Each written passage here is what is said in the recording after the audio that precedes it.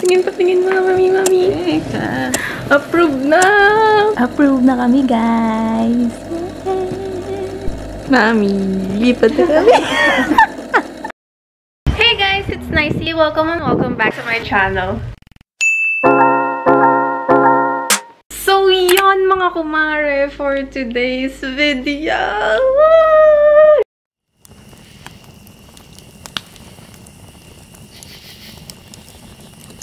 So, pupunta kami ngayon dun sa bagong lilipatan namin and itutour namin kayo dun. First time namin pupunta dun, kaya yun, excited na ako makita kasi hindi pa namin talaga siya nakikita in person. So, ayan. Let's go!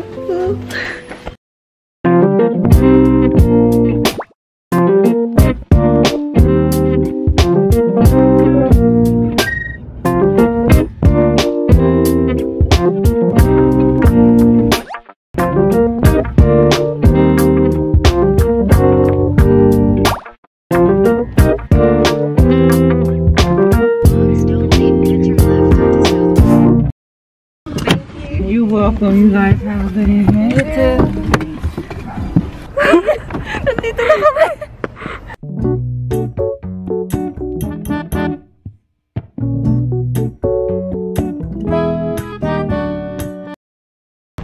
Ito na.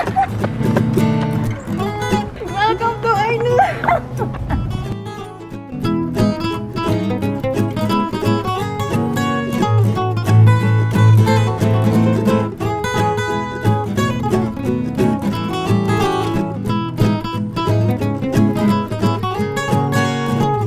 Pinakabahan ako. Hello! Wala. Ingay mo. Wow. So guys, are you happy? Yeah, of course I'm happy. Ayan. Ito yung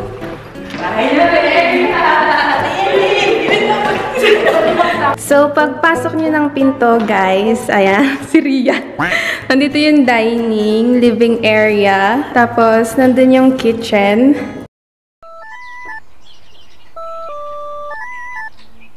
So, dito yung living area, guys. Ayan. So, may recessed wall, guys, dun sa side na yon, and doon namin ilalagay yung TV. Medyo mahaba tong area na to, kaya a-update ko kayo kung anong gagawin namin dyan. Welcome to the dining area. And yes guys, tama yung nakikita nyo, mababa ang chandelier. Pero don't worry, kasi sa baba ng chandelier, dyan namin ilalagay yung dining table, kaya walang mauuntog dyan.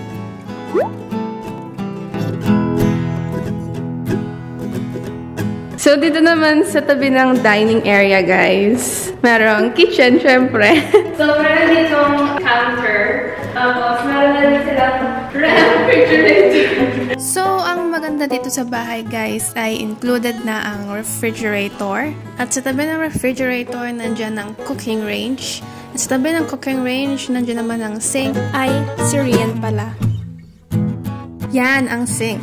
At sa baba ng sink, nandyan ang dishwasher. And last one ay ang ating pantry. So, dito naman tayo guys sa may tabi ng stairs. Meron ditong powder room.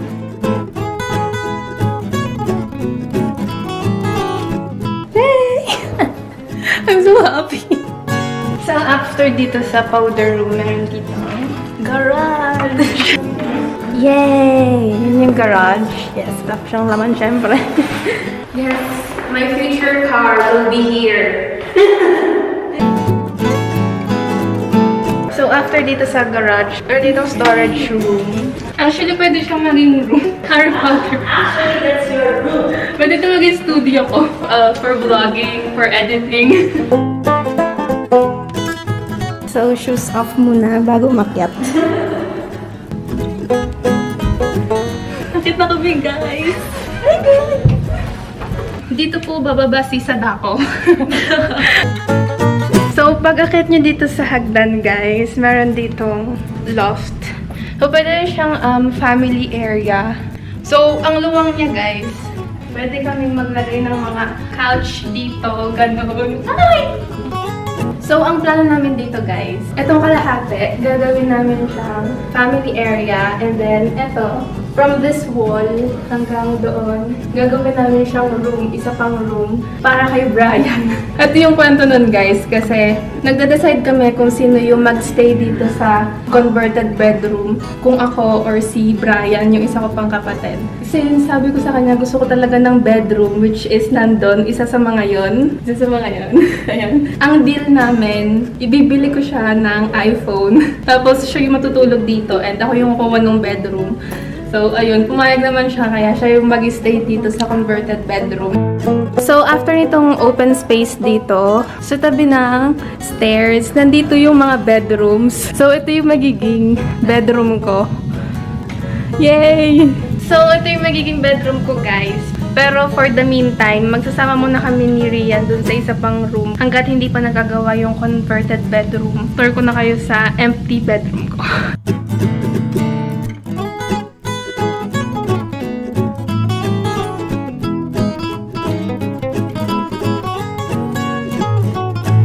So, pagpasok mo ng door, nandito yung closet.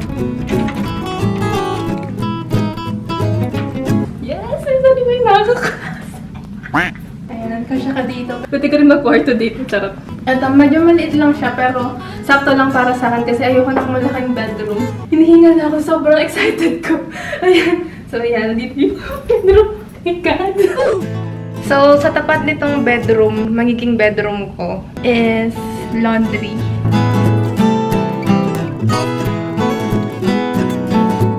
The washer. And the excited one. So, next one after nitong laundry is storage. Storage room. Yeah. Pwede mo dito ilagay yung mga laundry, soap, ganun. Yes, storage room siya.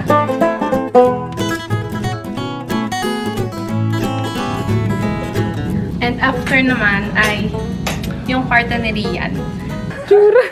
Tour mo sila sa kwarto mo. Yes!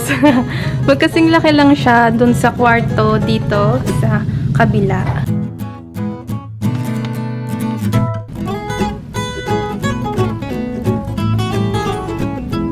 So, sa tabi nitong room ni Rian, guys, nandito yung bathroom. Hi guys! We're in the bathroom! So, ayan ang itsura ng bathroom, guys. Papalita namin yan. Bulaklakin.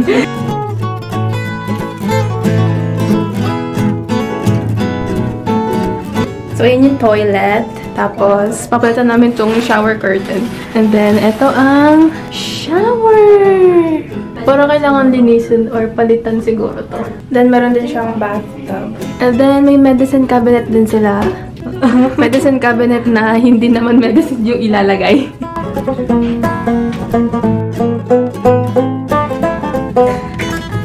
So, after itong bathroom, nandito yung master's bedroom.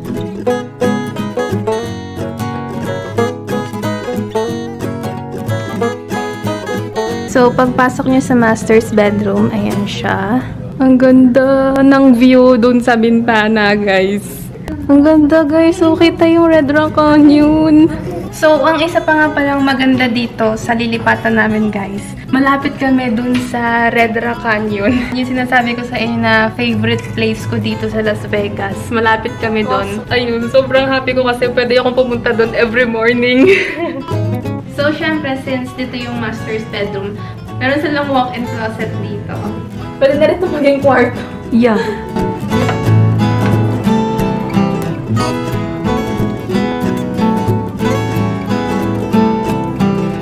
And then, syempre, dahil master's bedroom to, sa tabi ng walk-in closet, meron silang bathroom dito. Ang laki ng bathroom nila dito sa master's bedroom. Uy, meron pang isang room dito. Ano to? Closet din? Closet. Storage. Storage ng toiletries siguro. Kanon. Tingnan nyo, guys. Dalawa yung lavatory nila. Ang laki ng bathroom dito sa master's.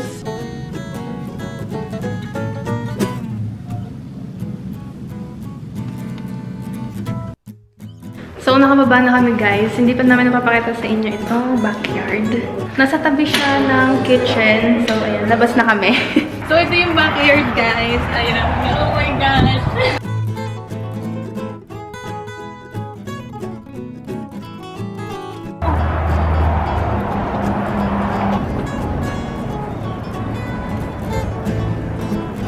And then, pakita ko sa inyo yung view doon kasi ang ganda ng view doon. Ayan, ayan, ayan, ayan, ayan, ayan. Ayan.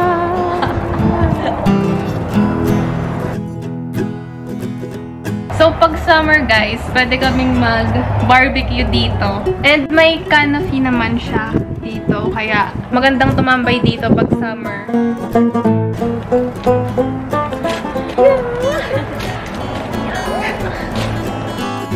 So, ayun lang muna guys, yung papakita namin sa inyo for now. Mag-vlog din ako ng pag-move namin dito. Mag-move na kami this Sunday. Sasama ko rin kayo sa journey namin sa paglipat namin dito. So, ayun, ang happy ko talaga.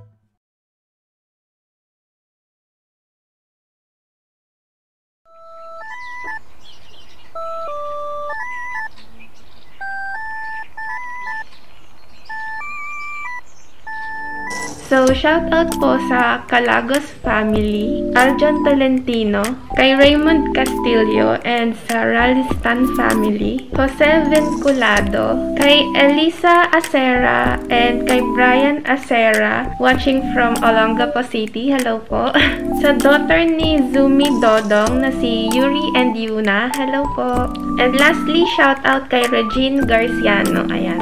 Thank you sa inyo guys sa panonood ng mga videos ko. Sobrang na-appreciate ko talaga kayong lahat. And dun sa mga nagme-message sa akin kung kailan daw ako mag-upload, ganito, ganyan. So, sobrang na-appreciate ko yung inaantay niyo yung mga videos ko. Thank you sa inyong lahat.